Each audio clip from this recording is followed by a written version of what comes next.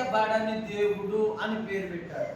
అంటే దేవుడికి ఏమి లేదు, పేరు లేదు. పేరు లేని దేవుణ్ణి ఆరాధన చేస్తున్నారు, పేరు లేని దేవుణ్ణి పూజిస్తున్నారు, పేరు లేనటువంటి దేవుణ్ణి వారు కొలుస్తూ ఉన్నారు. ప్రియ దేవుని సంఘ బిడ్డలారా, ఈ మధ్యాహ్న కాల సమయంలో అతి దేవతా భక్తి కలిగినటువంటి సమూహము సాతాను ఏం చేస్తాడే, తన కింద ఉన్న వారిని ఏం చేశాడు చెప్పండి, పరలోకంలో నుండి భూలోకానికి తెచ్చుకున్నాడు. ఎక్కడి నుంచి పడిపోయాడు ఈయన? పరలోకంలో నుండి భూలోకానికి నెట్టివేయబడ్డాడు, గెంటివేయబడ్డాడు, త్రోసివేయబడ్డాడు.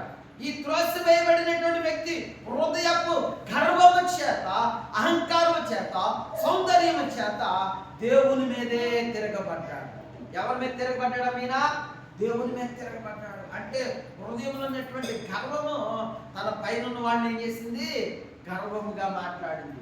గర్వముగా మాట్లాడిన వ్యక్తి ఏమైపోయాడంటే పతనానికి దారినైపోయాడు, పతనానికి దారైపోయాడు. ప్రభునందు ప్రియమైన దేవుని బిడ్డలారా, మనం అంటే కదా, వాడు గర్వంగా మాట్లాడుతున్నాడు అంటే వాడు పతనానికే, వాడు అహంకారంగా నడుస్తున్నాడంటే వాడి